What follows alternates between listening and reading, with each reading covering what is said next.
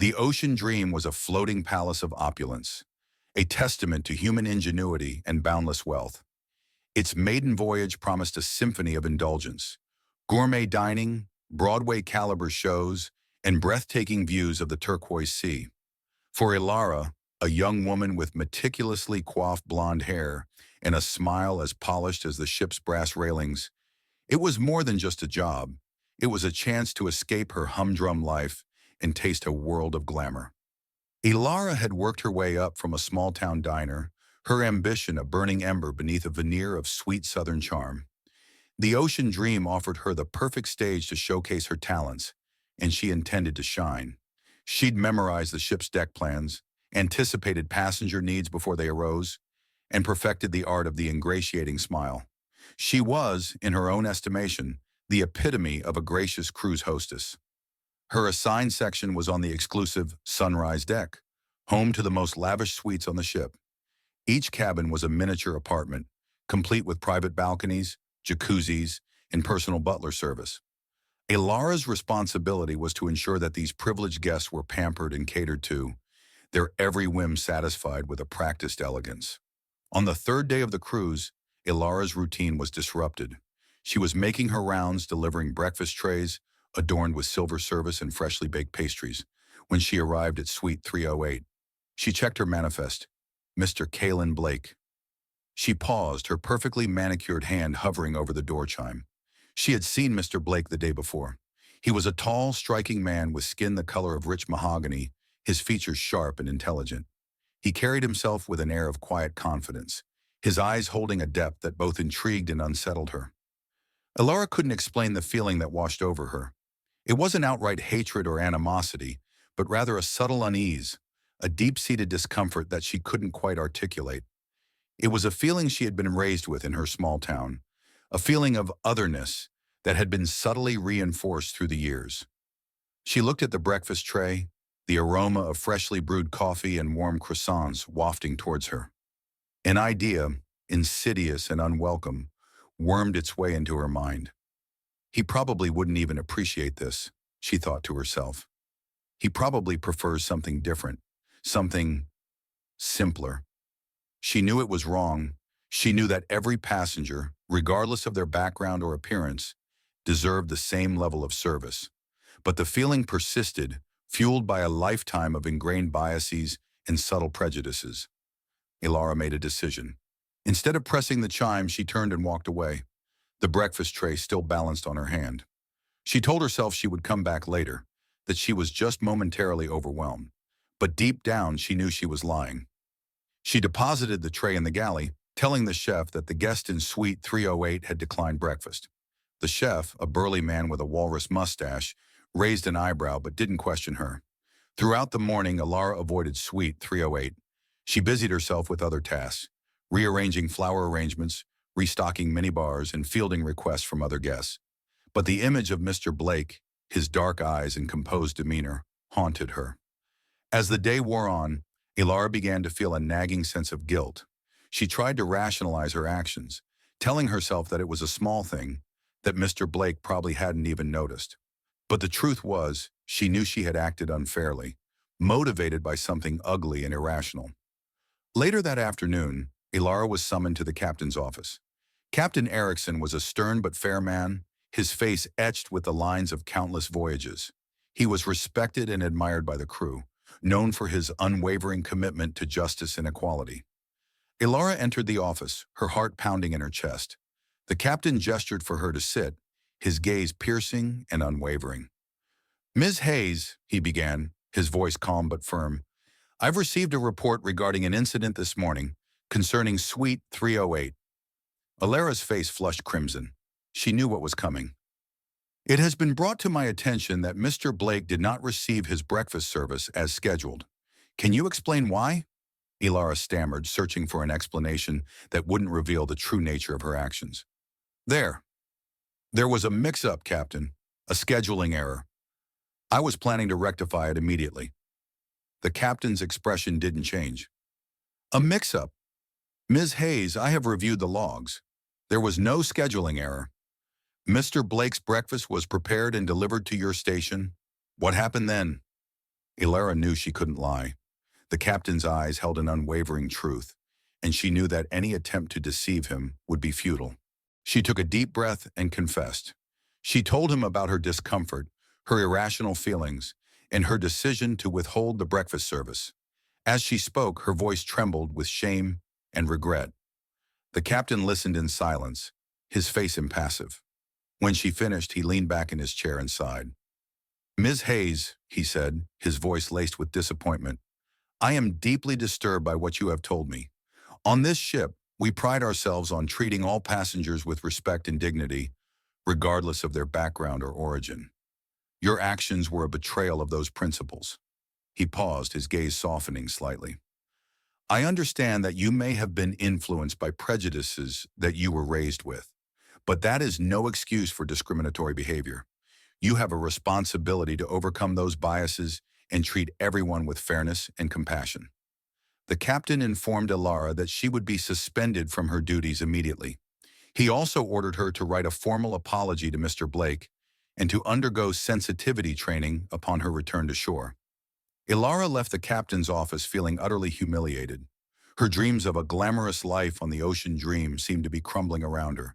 She had jeopardized her career, tarnished her reputation, and, most importantly, hurt an innocent person. As she walked back to her cabin, she saw Mr. Blake standing on the deck, gazing out at the ocean. He looked even more striking in the afternoon light, his silhouette framed against the endless expanse of blue. Ilara hesitated, unsure whether to approach him, but she knew that she couldn't avoid him forever. She had to apologize, to acknowledge the wrongs she had done, and to hope that he would somehow find it in his heart to forgive her. She took a deep breath and walked towards him. "Mr. Blake," she said, her voice barely above a whisper. He turned to face her, his dark eyes meeting hers. She couldn't read his expression. "Ms. Hayes," he replied, his voice calm and measured, "I believe we have something to discuss." Ilara braced herself for his anger, his disappointment, his condemnation, but instead he simply looked at her, his gaze unwavering. "I know what happened this morning," he said. "The captain informed me." Ilara's heart sank. She had hoped that he wouldn't know, that she could somehow avoid this confrontation. I am so sorry, Mr. Blake," she stammered. "There is no excuse for my behavior. I acted out of ignorance and prejudice, and I deeply regret it." She continued, her voice filled with emotion. She told him about her upbringing, her ingrained biases, and her realization that she had been wrong. She pleaded with him to understand, to forgive her, to give her a chance to make amends. Mr. Blake listened patiently, his expression still unreadable. When she finished, he remained silent for a moment, his eyes fixed on the horizon. Finally, he spoke. "Ms. Hayes," he said, his voice soft but firm, "your apology is accepted." Ilara felt a wave of relief wash over her. She had expected anger, resentment, perhaps even scorn, but instead she had received forgiveness. "However," Mr. Blake continued, "forgiveness does not erase the past. It does not undo the harm that has been done. It is merely a first step towards healing and reconciliation." He turned to face her fully, his eyes meeting hers with an intensity that made her shiver. "What are you going to do to ensure that this never happens again?" he asked. "What are you going to do to challenge your own prejudices and to promote equality and understanding?" Ilara didn't have an answer. She knew that an apology was not enough, that she had to take concrete steps to change her behavior and to combat the biases that had led her astray. Mr. Blake smiled, a faint but genuine smile that reached his eyes. "Perhaps," he said, "we can work on that together." He paused, his gaze lingering on her for a moment. "I have some ideas," he said, "but first tell me, Ms. Hayes, what do you think is the right thing to do now?" The question hung in the air, unanswered. The ship sailed on, carrying its passengers towards an unknown destination.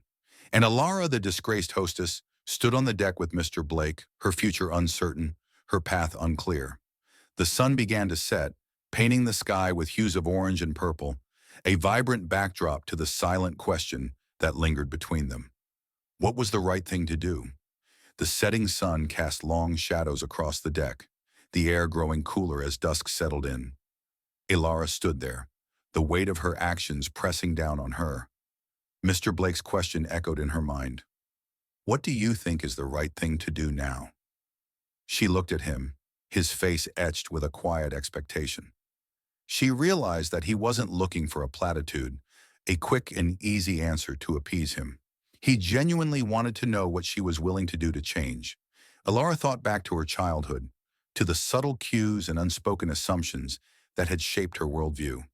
She thought about the lack of diversity in her small town, the casual jokes and insensitive remarks that had gone unchallenged. She realized that she had been complicit in perpetuating a system of prejudice, even if she hadn't actively intended to cause harm. I, I don't know, she admitted, her voice barely audible. I've never really thought about it before. I've just accepted things as they are. Mr. Blake nodded slowly. That's often the case, he said. Prejudice is insidious. It thrives on silence and complacency. The first step towards change is awareness, and you've already taken that step. He paused, his gaze sweeping across the ocean. The right thing to do, he continued, is to educate yourself, to challenge your own biases, to actively seek out perspectives that are different from your own, and to speak out against injustice whenever you see it. Ilara felt a glimmer of hope. It wasn't a simple fix, a quick apology that would magically erase the past. It was a commitment to a long and difficult journey of self-improvement. I want to do that, she said, her voice gaining strength. I really do, but I don't know where to start. Mr. Blake smiled again, a genuine and encouraging smile. That's where I come in, he said. I'm a professor of cultural studies. I've spent my life researching and teaching about issues of race, identity, and prejudice. I'd be happy to share my knowledge with you. Ilara's eyes widened. It seemed almost too good to be true. A man she had wronged was offering to help her, to guide her on a path towards understanding and enlightenment. I would be honored, she said, her voice filled with gratitude. Good, Mr. Blake said. Then let's begin. Tell me, Ms. Hayes, what are some of the assumptions you made about me based on my appearance? Ilara hesitated, feeling a wave of shame wash over her. It was difficult to admit her prejudices out loud, to articulate the unspoken biases that had lurked in her subconscious. I assumed that you wouldn't appreciate the breakfast service, she stammered. I thought you would prefer something simpler. I also assumed that you were probably wealthy, that you had probably gotten where you are through affirmative action or something. Mr. Blake listened without interrupting, his expression calm and non-judgmental. When she finished, he nodded slowly. Those are common assumptions, he said. They reflect the pervasive stereotypes that are often associated with people of color. The assumption that people of color are somehow less sophisticated or less deserving of success is a deeply ingrained prejudice that has been used to justify discrimination for centuries. He went on to explain the historical context of these stereotypes, tracing their roots back to the era of slavery and colonialism. He talked about the ways in which these stereotypes continue to shape our perceptions and interactions today.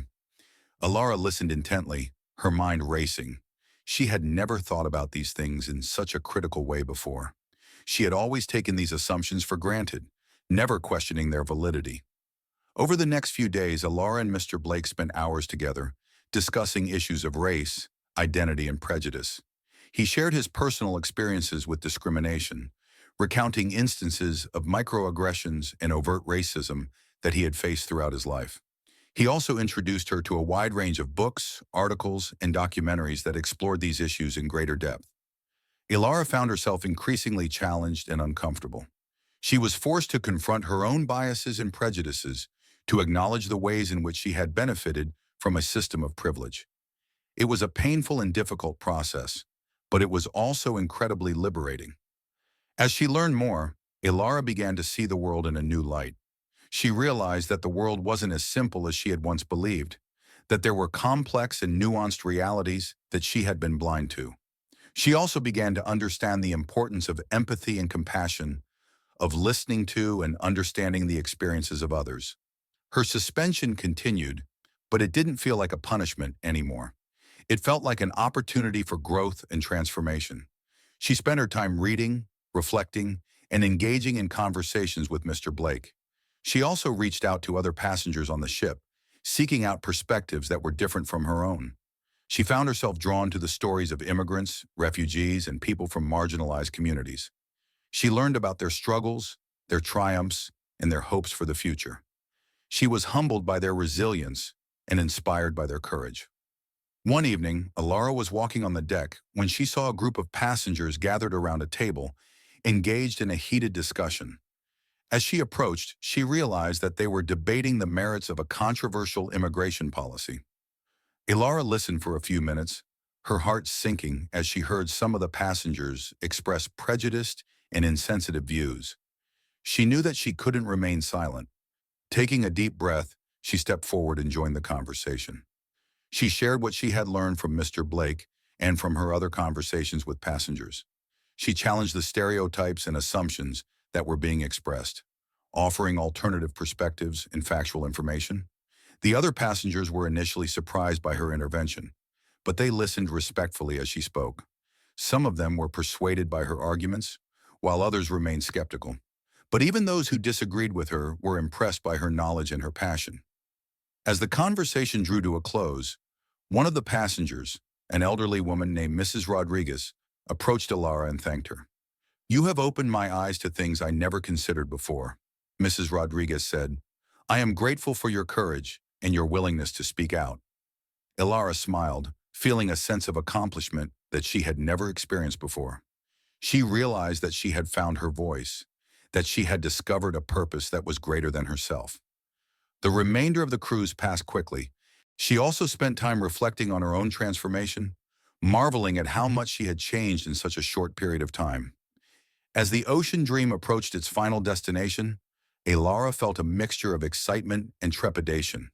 She was eager to return to shore and put her newfound knowledge and understanding into practice. But she was also nervous about facing her former colleagues and supervisors. She had heard through the grapevine that some of them were angry about her suspension, that they felt she had brought shame upon the ship and the company. She knew that she would have to work hard to regain their trust and respect. On the final day of the cruise, Mr. Blake approached Ilara and handed her a small, neatly wrapped gift. "I wanted to give you something to remember me by," he said. Ilara unwrapped the gift and found a book. It was a collection of essays by James Baldwin, one of Mr. Blake's favorite writers. "I hope this will continue to inspire you on your journey," Mr. Blake said. Ilara hugged him tightly, her heart filled with gratitude. "Thank you," she said. "You have changed my life." As the passengers disembarked the ship, Ilara approached Captain Erickson and asked for a chance to speak with him. The captain agreed, and they met in his office. Ilara apologized again for her behavior, expressing her remorse and her commitment to making amends. She also shared what she had learned from Mr. Blake and from the other passengers. The captain listened intently, his expression thoughtful. When she finished, he nodded slowly. "I am impressed by your sincerity and your dedication," he said. "I am willing to give you a second chance." He informed Ilara that her suspension would be lifted, but that she would be assigned to a different section of the ship, one that was more diverse and challenging. He also ordered her to continue her sensitivity training and to participate in regular diversity and inclusion workshops. Ilara accepted the captain's offer with gratitude, promising to work hard to prove herself worthy of his trust. As she walked away from the captain's office, Ilara felt a sense of optimism and determination. She knew that the road ahead would be long and difficult, but she was ready to face the challenges. She had learned a valuable lesson, and she was committed to using her newfound knowledge and understanding to make the world a better place. Several months later, Ilara was working as a hostess on a different cruise ship, one that catered to a more diverse clientele. She was known for her empathy, her compassion, and her unwavering commitment to treating all passengers with respect and dignity. She had become an advocate for diversity and inclusion, speaking out against injustice whenever she saw it. She had also formed a close friendship with Mr. Blake, who continued to mentor her and to challenge her to grow. One day, Ilara received a letter from Mrs. Rodriguez, the elderly woman she had met on the Ocean Dream. Mrs. Rodriguez informed her that she had become involved in a local immigration advocacy group and that she was working to promote policies that would protect the rights of immigrants and refugees. Ilara smiled, feeling a sense of pride and satisfaction. She had played a small part in inspiring Mrs. Rodriguez to take action, and that was enough. As she looked out at the ocean, Ilara realized that her journey was far from over. There was still much work to be done, many challenges to overcome, but she was confident that she was on the right path, a path that led towards a more just and equitable world. The ending of the story remains deliberately open-ended. Ilara has made significant progress, but the fight against prejudice is a continuous one. The question remains, will she continue to grow and evolve, or will she eventually succumb to the pressures of the world around her? Will her positive influence spread, or will it be confined to her immediate surroundings? The ending is designed to leave the viewer, reader, contemplating the ongoing nature of the struggle for equality and the importance of individual commitment to creating a more just world. Ilara continued to learn from Mr. Blake and from the other passengers.